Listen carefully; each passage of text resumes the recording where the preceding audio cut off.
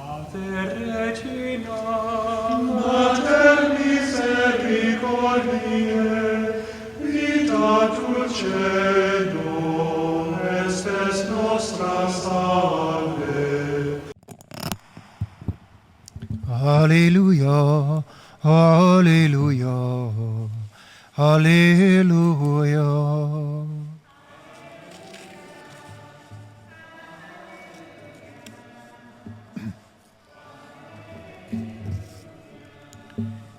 The Lord be with you.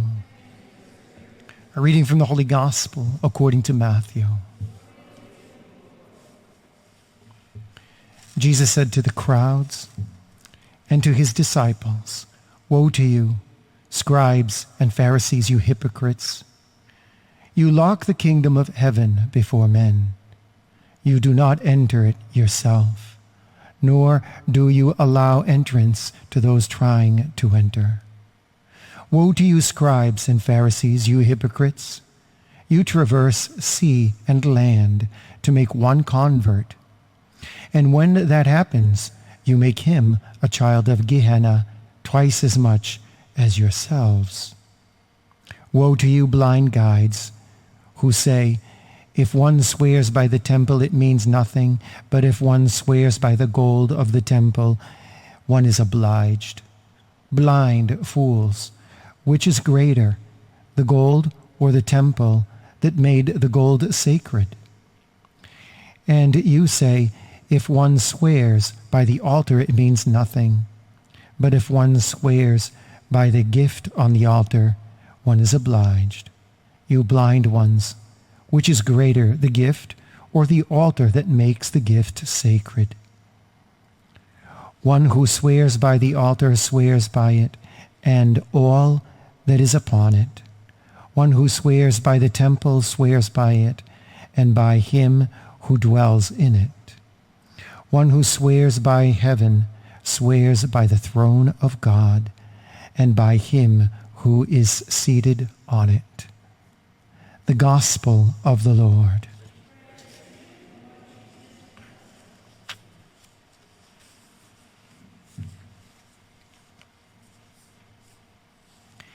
I took the shiniest white garment today on this feast of St. Augustine to sort of make a point. St. Augustine, to say the least, lived a very colorful life. And he was not always a great Christian.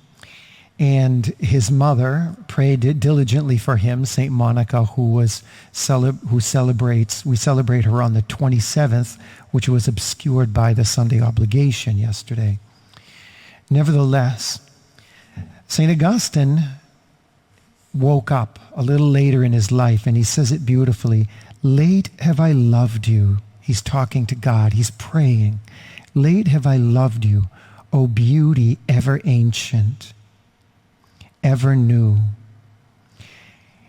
By saying, late have I loved you, he's affirming that Jesus was persistently patient and seeking Augustine's heart, while Jesus also was waiting patiently for Augustine's return to come home and seek him.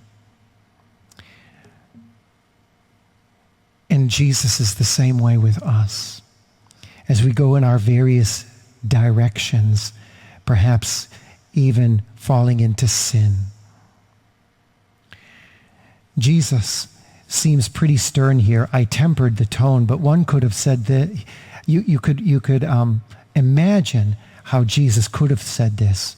I said it kind of softly, woe to you scribes, but maybe he said, woe to you scribes and Pharisees, and he might have done that. I'm not sure. However, the word woe implies two things: wrath and sorrow. Wrath because there are consequences to actions, especially actions that are done without scruples or morals, or without seeing the sight of God. Sorrow, however, refers to the fact that before the wrath comes, you might want to start feeling sorry about what you did. And so here's Jesus using that word. It has almost a double meaning. I don't know about you, but when I was growing up, I saw wrath from my parents. Not in an abusive way, but they were consequences to actions that would bring down wrath. And most of the time, those consequences were self-imposed. The wrath was when my parents said to us, something terrible is going to happen if you don't straighten out. For my part, if I didn't listen, the wrath came. There was no time for sorrow, only selfishness. It doesn't have to be wrath.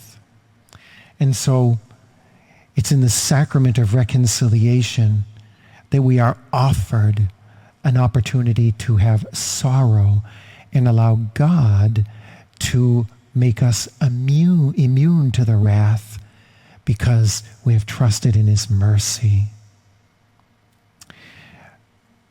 But for those who do not want forgiveness, that's an interesting dilemma. And for those, and this hypocrisy that Jesus is describing here, he's also describing a hypocrisy that says, I want forgiveness, but I won't forgive you. And so he challenges us to not only seek forgiveness, but to offer forgiveness. And so we place our trust in Jesus so that we can become bearers of sorrow rather than victims of wrath. Regina Celi, letare, alleluia.